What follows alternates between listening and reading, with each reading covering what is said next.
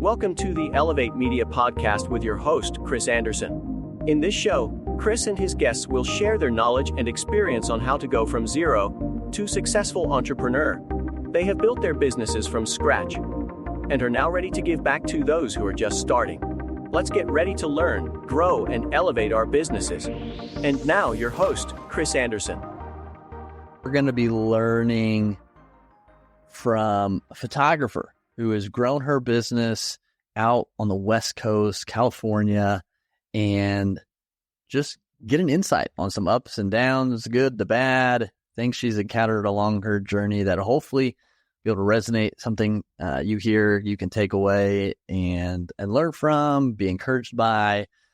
So I'm excited to have Brianna on the show today. Brianna, welcome to the Elevate Media Podcast. Thank you so much, Chris. Thanks for having me. I'm super excited to be here and chat with you and hopefully provide some takeaways for your audience. Yeah, absolutely. So, not everything you could have started business-wise, you picked photography. Why is that? That's a really good question. When I was in, getting out of high school, actually thinking about college, in my household, there was not an option. I was going to college no matter what. And I remember thinking about every job that I had had and how bored I got working at the same place for, a year. I was young and naive and I got bored very easily. And when I was trying to think about what I was going to major in, I just kept trying to come up with something that would feel different and feel new on a regular basis because I knew I couldn't, be in an office. And initially I wanted to do photography, but I heard I had a lot of people attempt to talk me out of it, I guess. It's a tough market. It's hard to make money. You're not going to be happy, blah, blah, blah. And that scared me because I knew, one thing I didn't want to do was suffer financially, or struggle financially. So I kind of let those talking heads sort of scare me a little bit. But when it really came down to what can I see myself doing, for the rest of my life or the rest of my career age, I kept coming back to photography. And so I just went for it and I ended up getting a Bachelor of Fine Art in Creative Photography from Cal State Fullerton. And the rest is history. That's awesome. And, those voices come up a lot when you're trying to do something outside the norm. And I think you can take heed a little bit, but sometimes, you just have to kind of take that action step and then, lean into what you're truly wanting to do and make it happen. So with you on that, you got your schooling in it. You started out trying to build your business within this. What do you remember some big obstacles or struggles that you had to face early on that you were able to overcome? Absolutely. First of all, the ongoing struggle is, again, that's even the self-talk, right? It's the ongoing struggle, not just the outsiders, but the insider, right? Yeah. But I would say that the biggest struggle for me initially was trying to figure out whether I wanted to run my own business or not. And initially that answer was no. Like I didn't see myself as a business owner. I didn't see myself as somebody that could be the boss or run the show. I thought that I had to be somebody who was following, not leading. And so I started out just working for other photographers and either editing or assisting or shooting, all of the above, really, and ultimately ended up in a partnership with somebody that didn't really align with my morals and values, but I was really young and naive, and I just kind of was like, okay, well, I have to pay my dues, and this is what I have to do. I had no portfolio to speak of. Everything that I photographed, she owned. And ultimately, after a couple of years of that, I walked away, and it was probably the scariest thing I've ever done in my business because, again, everything was owned by my partner. It was under her business name, not my own. And so walking away meant starting from zero, no portfolio, no clients, nothing. Ultimately, it actually ended up settling in we settled with a lawyer. And so I did get a couple of clients out of that to float me through the rest of that year. Yeah. And from that point on, I was like, okay, I've got 6 months worth of weddings to float me, to pay my rent, to pay the bills. And then I have to either I have 6 months to either figure it out or find, quote unquote, real job. Right. So that was pretty terrifying. That was really terrifying. I was, 25 or 26 and, Wow. and single and paying rent and, starting with zero portfolio. And I had been already shooting for 6 years at that point, and had nothing to show for it. So that was a huge challenge. Yeah, I get that for sure. And with that, so when that happened, that kind of like, oh crap moment, like what was your first kind of step? What did you do to start, I guess, building your business? I started just making connections. I knew that this industry in particular, every industry really, it's all about who you know and who you connect with. So every wedding I went to, I was bringing business cards. I immediately, built my website, put on there what I could. And then anything I photographed, I took the florist's business card. I took the venue's business card. I just started talking to people, making friends, sending images because I had something that everybody wanted after that event, which was the photographs. So, I started making those connections. There was one connection in particular that I made with a venue that my former business partner actually had burned a bridge with. And I always had a really good relationship with them, but because I was attached to this other person, I couldn't continue my relationship. So one of the other first things I did was I reached out to them and I was like, "Hey, I'm on my own. So if you need a preferred photographer, here I am." And they did. They took me back, and Awesome. that connection I still have to this day. 9 years later, almost. Wow. Yeah, connections are huge, and it is a lot about who you know and who you connect with and giving value in that way. So how did you go about, like, did you in person go to these locations? Was it email? Was it phone? What was kind of your preferred method of making contact with them? So initially I was making contact with them just in person at the event that I was photographing. So when I saw the florist, putting up an arch or whatever, I was like, "Hey, I'm the photographer. Here's my card. Do you have a card? I'll send you images after the event." And then I did. I was really quick, and I kind of blew people away with how quickly I turned around images for them. And it just kind of went from there. They were impressed by that because photographers take a long time. And I was like, I don't have time to waste. I got to make friends right now. Right. The venues that I had a previous relationship with, I did just send an email and then went in and had a meeting with them and talked to them. And I always think that in person is best if you can do it. Yeah, I'm with you on that. I think and that speed is a great thing to think about too, because if you're competing in a market with people, who have really good quality, their product's really good. So you might be the same level and it's hard to maybe to just get to the next level of quality.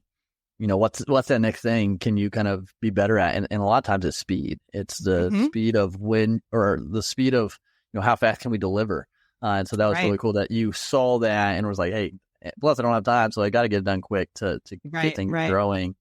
So how did you nurture those relationships, after these one-off events to keep those relationships fresh? Maybe you sent these florist pictures from that event, but did you do periodic, like just reach out or what was that? I did some periodic reach outs with the individual vendors here and there, and the venues I was a lot more strategic with because these particular venues it's a chain of all-inclusive venues, and so they have only one or two vendors per category that they refer, and they all refer within. So if they open a new location and you're doing really well at one location, then that GM is going to recommend you to the next GM or the salesperson or whatever. And so by the end of that year, there was, one person at one venue that I really connected with who went to a new location where they weren't happy with their photographer, and she convinced the GM to take me on. And then that GM moved to a new location and he took me on at the new location. And so we just kind of like spread around. So we're on 6 of their properties right now. And all of that happened within the first year and a half of me being solo. But so all of that to bring back to the point of I nurtured those a little bit further, in that I sent albums, I sent artwork for the walls, I sent them gift baskets at Christmas.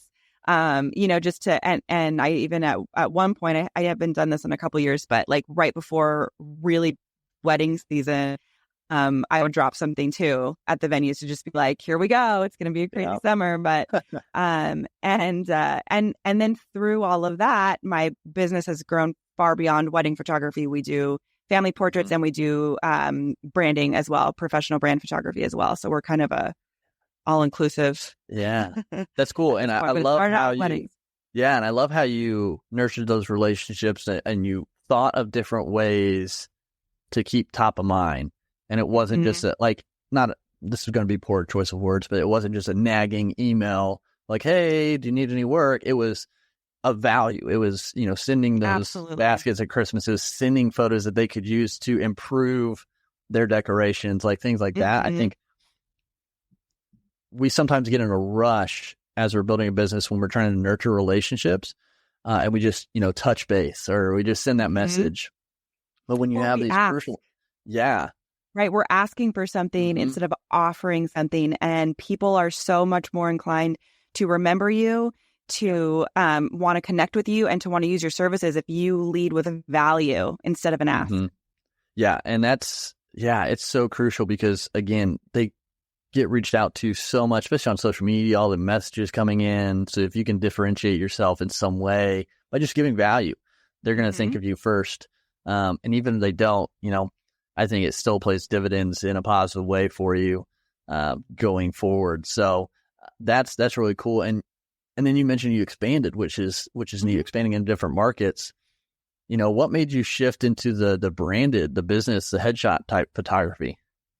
So it's kind of a chain of events. What made me shift not away from weddings. We still are. My team does over 100 weddings a year, so we're cranking out weddings constantly. But COVID essentially almost had me shut my business down because we were weddings only at the time, with a few occasional mini sessions that I would throw out for families that I had previously photographed their weddings.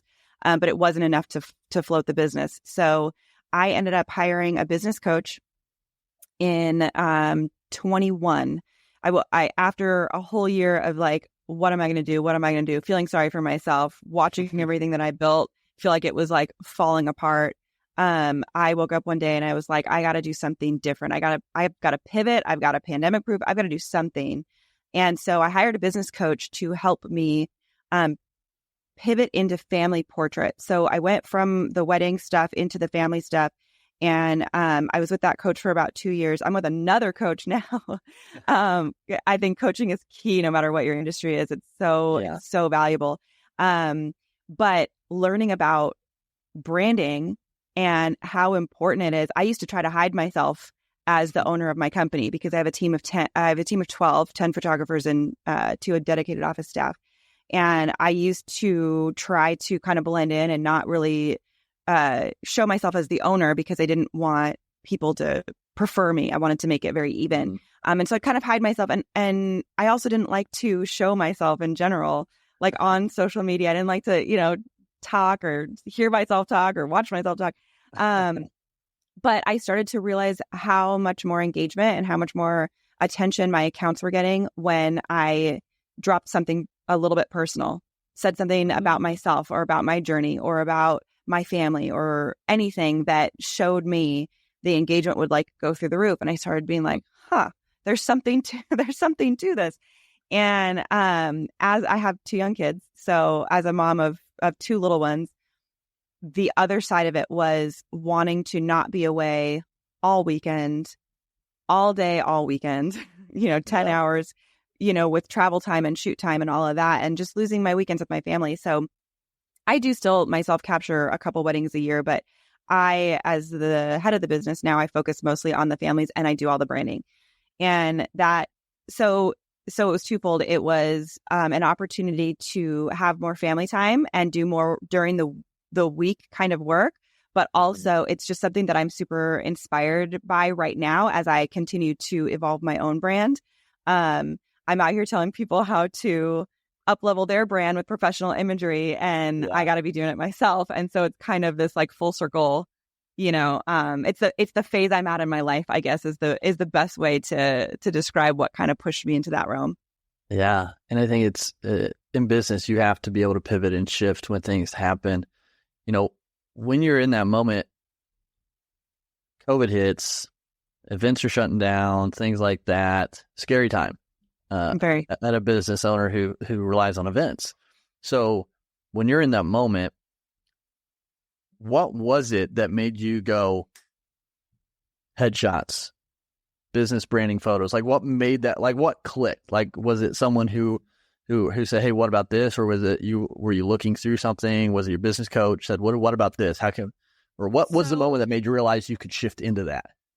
It was, the way that I feel like all of my ideas come to me, not all of them, but the majority of them, is when I'm in a pivotal moment like that, or I'm struggling with something, whether it's an issue with a client or an issue with somebody on my team or whatever it is. If I'm feeling like I've got something that I can't solve, I'll go for a walk in silence, and I'll just sit with the thoughts, and I'll sit with the ideas, and I'll say, okay, here's the problem. Why is this taking so much of my energy? And then I kind of like dig deeper, like what's taking my energy? Why is it taking my energy?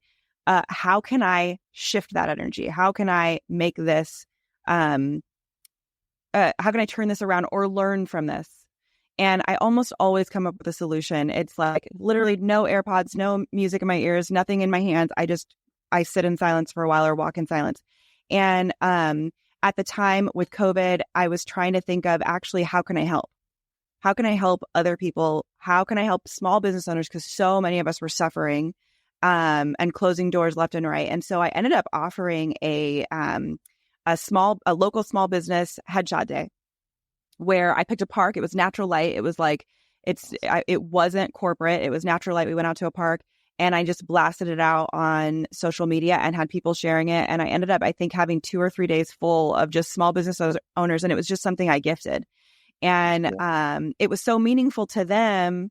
And I realized how much further that could go, that it was, something that at the time I felt like was necessary as a gift. And then sort of started to think, okay, well, as things grow and as things improve, it just kind of in my brain started to morph into like social media, and we need to show ourselves more. And people are more likely to engage with a brand that they trust, right? And so how do we breed trust? By being authentic. And how do we breed authenticity? By showing who we are, not necessarily all of the nitty gritty and the drama that's in our lives, but who we are as a person and a business owner, and kind of tying those things together. I think really people resonate when you can be real. And so that was where that's where my thought process went, if that makes sense, is like, it started out as this little thing to help people. And then it became authenticity, which breeds trust, which breeds loyalty. So, so then it became this whole thing that I feel like I talk about constantly, that like you need to show people who you are, because they don't want to just know your brand. Even if you're selling products and you're, doing soaps and lotions and self-care stuff, people still want to know who you are as the business owner, because they relate to you better. And then they're far more likely to want to support your business. Yeah. Yeah. It has some sort of connection, that human touch. And, I talk about a lot with, video content online, is people, human to human. Like, it's so much better than a static post or a picture. And with AI and these avatars and these fake things that people are able to create, it's going to be wanted even more because of that that trust building factor. And that's the best way we can do it online. Mm-hmm. So I think that's really cool that you just kind of threw that out there, say, hey, I'm going to help. And that's a key point. Like, you wanted to help. That's where it started from. Like, how can I help these other people struggling? When you were struggling in this moment, you were thinking of others and to serve them, and how can you help them? And, it turned into what it did. And as people got their pictures, I'm sure others saw it, shared it, and they came to you saying, hey, can you do the same for us? And that's where it kind of started building out, which I love that. I think starting in a place of service or from wanting to help, a lot of times is the best way to, put something new out there. Yeah, I totally agree. So, now you said 10 photographers under you, 2 office staff members. What was that like? We have a handful of contractors here at Elevate. From your perspective, what obstacles did you open up when that came? I'm sure there are many, I understand. And so, what was the biggest one you've had with bringing people on? So I'm fortunate in that it was a kind of a slowly evolving growth. Initially, it was quick. So I picked up that first venue, and by the end of that year, I picked up two. I can't remember if it was 2 or 3 more venues. So by the end of the year, I had a minimum of 3 venues. It might have been 4. And I was immediately like, okay, I can't do this. I can't do this by myself. I can't shoot this many weddings. So I knew I had to grow. And the first place I went was to one of the first people who reached out their hand and helped me when they heard that my business partnership had dissolved and I didn't have any work. And she immediately was like, I have 6 events that need a second shooter. Let's put you on all these with me. And so she's with me to this day. And so I went to her first and was like, hey, I've got this opportunity to take on all these weddings. Like, are you ready to shoot constantly? She was like, let's do it. So, and then I had also my sister-in-law, who now sister-in-law, at the time she wasn't, but as well, that was getting into photography. And so I sort of started training her, and I roped her, and she's with me to this day, 8 years later. And then actually it's so funny to say this, but the others I found in the beginning, I found on Craigslist. Really? Like, okay. Do you remember finding things on Craigslist? Like, that's not even a thing anymore. It makes me feel so old. But I put out like an ad on Craigslist, and I found some photographers there, and I made sure I met everybody in person. And I do think that one of my superpowers is my gut intuition when it comes to people. And I get a feeling about someone, and if I listen to it, I'm generally right. And I've been really, really, really fortunate that I have found some amazing people. Some have come and gone. They've moved out of state, or they've started families and they no longer work with me. I've found people on Facebook groups. And my last round of hires I found on Indeed. So, but making sure that I meet them in person has been really key. And there was a time that I didn't do. There's a couple I got really, really lucky with that I never met in person, but I was so desperate. I was like, let's get on a Zoom. But they were referred by somebody else on my team. So I also go by referrals. If somebody on my team that has been with me for a long time refers somebody to me, I know that referral is gold. Yeah. And that's huge. Kind of following your intuition a lot of times is really turns out for the best. And sometimes we fight that intuition because we just, we either want something to happen or we want it in a certain way, and we don't listen to that, and we sometimes get burned with it. But, what has been some challenges with leading, your business with multiple people? Has there been any like specific challenges that you've had to overcome along the journey? Yeah. There's a lot of stress that comes with running a team, just because, especially in the wedding industry. So the weddings are the biggest stress factor, and I'm not a person who stresses very easily. Otherwise, I wouldn't be a wedding photographer.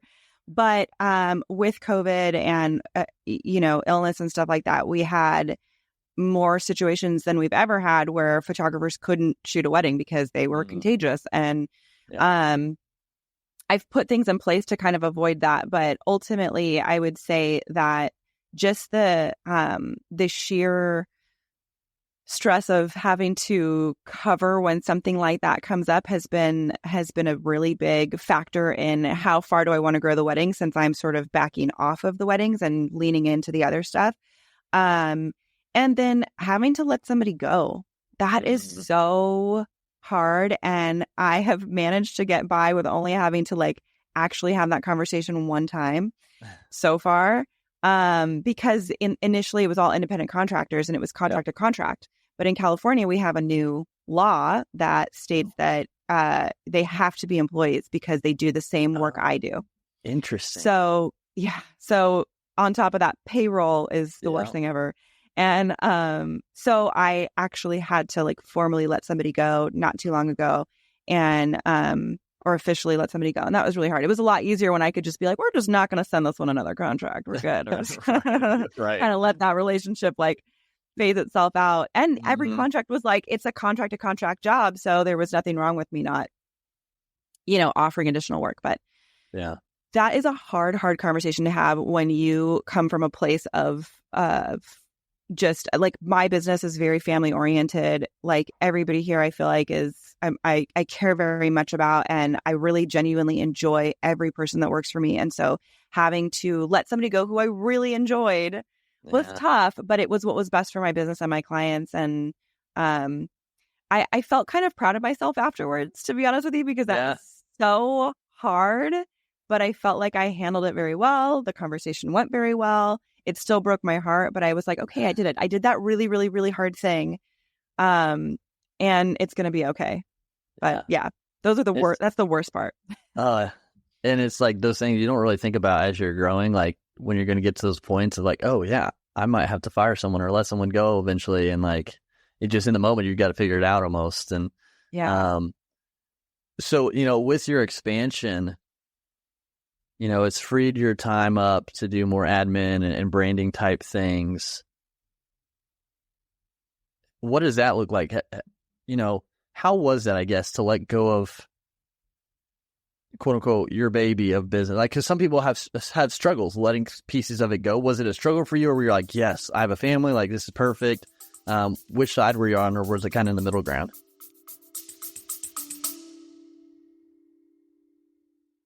You love listening to podcasts, but have you ever thought about starting your own podcast? Maybe you want to build a brand, grow your business, or are looking for an excuse to talk about your favorite hobby. Whatever your reason for making a podcast, Buzzsprout is the place to start. Since 2009, Buzzsprout has helped over 300,000 people launch their own podcasts. Buzzsprout walks you step by step through the whole process and will give you powerful tools to start, grow, and monetize your podcast. Ready to get started? Click the link in the show notes to get our free step-by-step guide to starting your podcast today. Initially, it was really hard. So the first test of it was when I got married. Okay. So I got married out of state and went out of the country for my honeymoon. So that was the very first time I actually had to put the office admin and all of it in somebody else's hand so that I could really disconnect for 3 solid weeks in May, which is the beginning of wedding season in Southern California. And I was determined to learn how to turn it off because it was consuming me. When you're a business owner, it's not, you can turn it off at 5 o'clock, but it takes a major dedicated practice to learn how to turn it off. I say that I do it, but I don't. I was dreaming about work last night all night long. I was dreaming about work. It really, it stays with you. So it's really difficult to let go. But I was determined to enjoy my wedding and literally be off the grid. And I did it for 3 weeks and I came back and everybody survived and nothing burned down. And I was like, oh, okay. So letting go a little bit really can happen and people will be okay. And of course I put it in the hands of somebody that I trusted. And so, and then from there, once I had my kids, it was a want to, have to kind of thing. I really wanted to be very present with my first daughter in the very first year of her life. Of course, I always want to be very present, but I wanted to really work less that first year. And so I did work, I shot a lot less. And then I had my second daughter in 22 and wanted to do the same thing. But I had myself scheduled again on just a handful of events for the rest of the year. She was born in March and I shot my first wedding back in May. And 5 days later, I blew out my knee. Oh, no. I literally severed my ACL in a ridiculous accident. So then I shot one wedding and was like, okay, well, now I physically can't shoot any weddings. Mm-hmm. So then the rest of 22, I couldn't shoot anything. I had to just do admin and I had to transfer my weddings to other photographers. I was in recovery, unable to shoot for the next 6 months because it was that bad. Yeah. And that also was another okay, I can do this. The place I always wanted to get to my business, I was in on accident because of an accident. I was like, oh, everybody else can shoot the weddings. Yeah. It still was hard because I love my clients and I letting go of them because I had to was tough. And sometimes, because I do love weddings and I do love engagements, I get a little bit jealous of my team. That's like, I'm like, oh, I wish I was shooting that wedding. Do you ever show back up? Do you ever show up as like a second just to be there at anything? Or you completely out of it? I just did a full day styled shoot at one of my venues. So I still shoot like 3 or 4 in a year, but the rest of my focus is family and branding. And I really love that too. Like I love every aspect of it. So, but anytime I've hired somebody, so I just recently hired a content creator for my dedicated content creator for my team. And being able to like let go of that, like financially, I kept putting it off because I was like, I don't want to have to pay. I don't want to pay somebody to do that. And then all of a sudden I was like, I'm so sick of this. I need to pay somebody to do this. Yeah. And so then it becomes like, oh, that's one more thing off my plate. Now I can get back to focusing on this project or this, yeah. And my mind, I'm always doing 10 projects at once. I'm with you there. No, I get that. But yeah, it like Elevate's just been since 2021. So the few we have on the team, like when I was able to hand over some of that, those tasks to them, it was hard at first because like, okay, like are they going to do it right? Going to do it at the right level, like, and it was hard for me at first, and it's like, oh my goodness, wait. Yeah, they can do this. Like, holy cow, breath of fresh air. And as we've expanded now, doing like in-person video stuff, whether it be weddings or whether it be corporate type branding videos, like I'm still involved in some of those shoots, because I just enjoy being behind the camera and on site. But like, I'm like, okay, now I have, Kevin on the team who's doing some of that. So that if we can bring on another person, I don't even have to show up to these recordings, and then I can focus again on like the admin and the branding. Yeah. Kind of like where you're at now. It's like, which is fun too, right? Mm-hmm. Like it's a whole different thing. It's really fun. I really enjoy every aspect of it, but I'm with you. Like sometimes I just want to be there in person. Yeah. I did we did this styled shoot, and I hardly picked up my camera. I was just like helping direct and like watching my team work, and was like, I don't need to shoot. And that's so cool too. Yeah. That's so neat too, to be there and see the team work. And see them doing their thing and be like, okay, this is cool. But I told Kevin, I was like, dude, when we're going to invest in a new drone next year. And I'm like, dude, I'm getting my license for it. Cause it's one that can do like flips and it's a fancier one. I'm like, dude, I'm getting the license to do that. I'm going to be Maverick behind in the controls, just like going through random like openings and have some fun. We're going to have to stay in touch, and you're going to have to tell me about that, because I just bought my first drone. Okay. And I want to hear how your experience is with the license. I'm not looking forward to it. I'm hoping I can. Yeah. It's the first time. But what drone did you get? I just got a DJI. Like it's like 1 ounce under the limit. Like the safety limit or whatever. And it's like I technically don't have to have a license to fly it as long as It's not like for business or something, kind of. Yeah, I know. I guess I was trying to look into it, and that's where ours is right now. Yeah, but they're fun. It's cool what technology can do with it now, and things like that. So, but this is been a great conversation, Brianna, and if you were to, not this question might be overdone, but if you're going back to yourself, when you first started or were on your own, or maybe it's someone else who's just starting their journey, getting into photography, trying to start their business, what would be one piece of advice you would give yourself or that individual just to set them on the right track? So two pieces of advice. One, I think that if you're passionate enough about something, you can do anything. So don't let the naysayers deter you. If your passion is there, you will succeed. And two, go big or go home. Like don't start cheap. Know your worth. Don't start cheap. Get out there and get what you're worth. And don't be afraid. Don't be afraid not to settle. Yeah. I love those two pieces of advice. It's, I've talked with our guys about them. Like, we're good at what we do. Like, and if they want to pay less, I heard Brad Lee say it once. It's either going to be cheap, or it can be cheap, fast, or good. You can only have two of those things. So then they got to pick. So if they want cheap, then it's, you're going to either not be good or not be fast. So, right. But I love those pieces of advice. And again, if people want to get connected with you, maybe they're listening from California and they're like, oh my goodness, yeah, we need her help, or we just want to see your story. Where can people connect with you best at? Best would be Instagram. We're on Instagram and Facebook. We do have a YouTube channel, but it's just kind of getting started, and it's mostly stuff that we're tying back into all the other platforms. So on Instagram, we're at Shy Heart Studios. And I do have a couple of free guides that people can find on our Instagram account as well, for planning your wedding, planning your family portrait session, or planning a branding session. It's just a little email series that gives lots of tips and inside information on how to prepare for those types of sessions. So yeah, Instagram at Shy Heart Studios, or Facebook / Shy Heart Photographers. Awesome. Well, yeah, everyone get connected with Brianna, all they're doing out there. And again, thanks so much for being on the Elevate Media podcast today. Thank you so much for having me, Chris. It was great. Have a good one. Thank you for listening to the Elevate Media podcast. Don't forget to subscribe and leave a review. See you in the next episode.